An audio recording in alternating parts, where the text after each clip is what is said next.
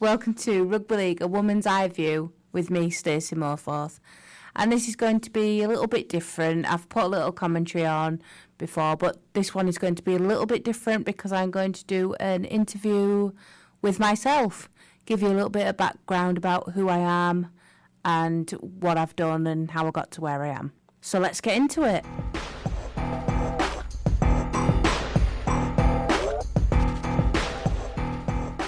So Stacey, how did you get involved in Rugby League? Where did it all start for you? Well, I can't really pinpoint a space in time where Rugby League wasn't ever a part of my life. I mean, for as long as I remember, I was always around rugby. I'd say probably about 5 years old. My brother's 2 years older than me and he played for a local rugby team, Greatfield. And I used to go and watch. And I think I was just before 5 at this point, so I was coming up to 5. And I just got bored of watching him and cold, and I just thought, I want to have a go. So I was begging his coach, Chris, let me play, let me play, let me play. And I think in the end, after a couple of weeks of me begging, he just gave up and was like, go on then. But if you get hurt, you know, we've warned you. And to be fair, I was never a dainty little thing anyway, so I think he just kind of saw me and thought, yeah, you can hold your own. I wasn't allowed to play till I was 5, but he let me train. And I think by the time I turned 5, he was saying to me, look, are you going to play? Are you going to play? Because it was just something that I took to naturally. I mean, I'm not saying I was a brilliant player back then, but he just saw something in me that, I don't know, that made him think that I would be a good rugby player. So I joined the under-7s and started playing there. So looking back to those times, did you ever have any thoughts about what you would do rugby-wise as a girl playing? I mean, to be honest with you, this may sound a little bit strange, but I never saw myself as a girl. I didn't see myself as a boy, but I never saw myself as, oh, it's a girl playing rugby. Obviously, I realised I was the only girl in the team.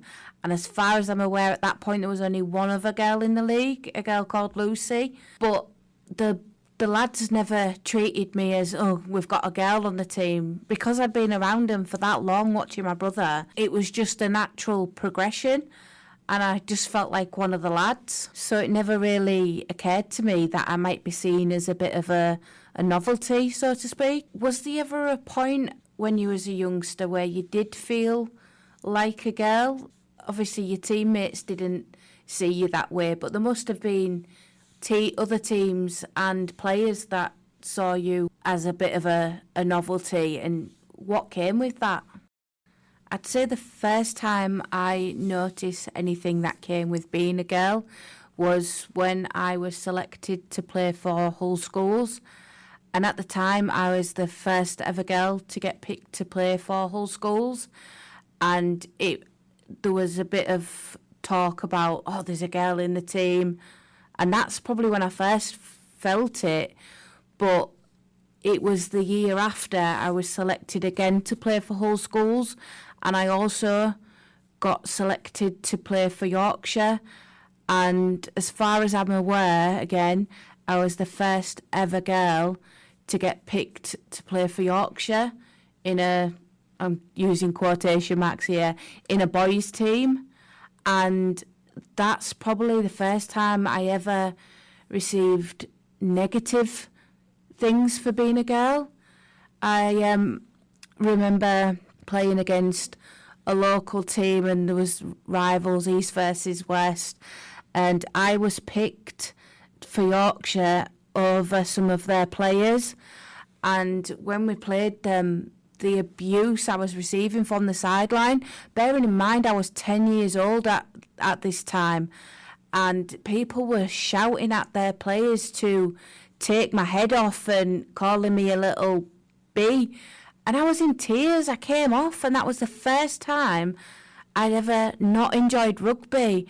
And it was all down to me not necessarily being a girl, but getting picked over somebody else's child.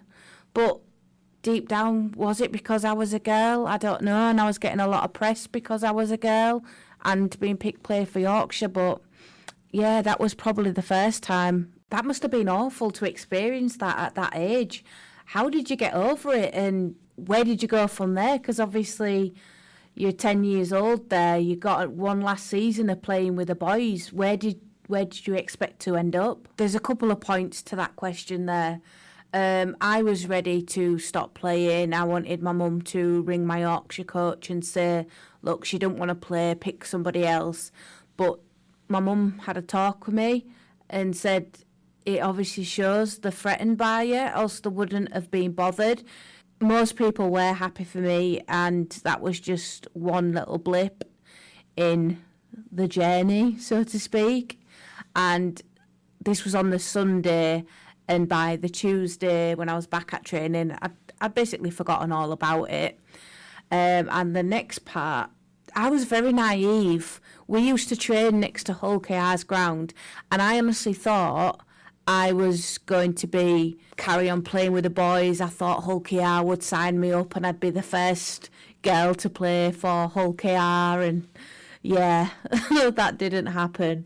But coming to my last season, I wanted to try and do something else, and there was, obviously back then there was Humberside, and I thought I want to go to Humberside, and I spoke to my coach about it because you had to be put forward to go, and my coach took me and my mum aside and said, I want to put you there, I want you there, you're good enough, but he said I can't do it to you. So I was like, why, what's happening? And he said, I've already been approached by the Humberside coach and was told in no uncertain terms not to send you because he wouldn't have a girl playing in his team, making a mockery of rugby league. So I was like, what? So I thought, right, I'm going to prove you wrong. I'm going to stay with the boys. It don't matter how old I am, I'm going to stay with the boys. I'm going to be the first girl to play for Hull KR.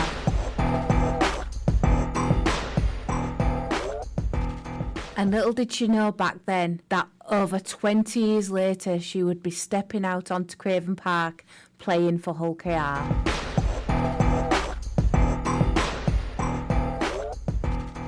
It was so surreal, and it kind of happened by accident.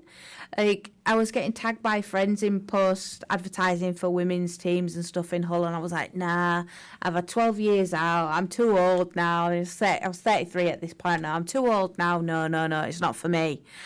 But I tell you what, if Hull KR ever form a women's team, I'll play, not thinking they ever would. However, 2019, they formed a women's team, so I had to put my money where my mouth was and go for it. Obviously, fast forward a couple of months, and it was our first game.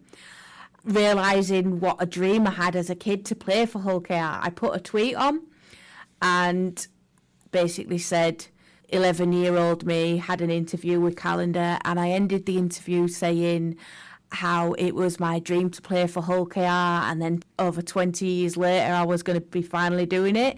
And it was kind of like a tongue-in-cheek thing. It was like, never give up on your dreams, kids, that kind of thing. Just playing on my age a little bit and how I didn't think it was going to happen. So yeah, we played the game out. It was a day I will never forget. I don't think I stopped crying all day. I was crying in the changing rooms. I'm a lifelong Hull KR fan, so I was a bit emotional.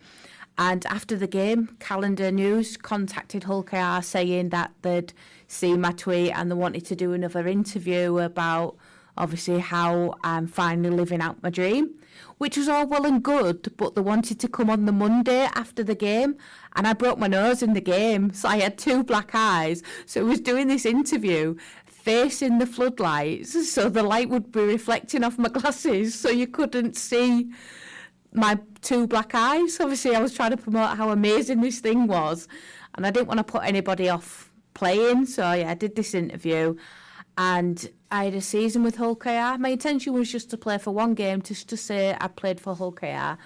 But I had the season, the dream season. I ended up coming out with most improved player. But the highlight of the season was playing at Craven Park and scoring on Craven Park. and I instinctively knew where my mum was. I pointed at her, waved at her. I couldn't see her because I was crying, but back then when I did that interview and trying to prove people wrong that I would play for Hull KR, I did it, and I felt a little bit of told you I'd do it. Bearing in mind, I didn't think it would be 28 years later playing for the women, but I did it.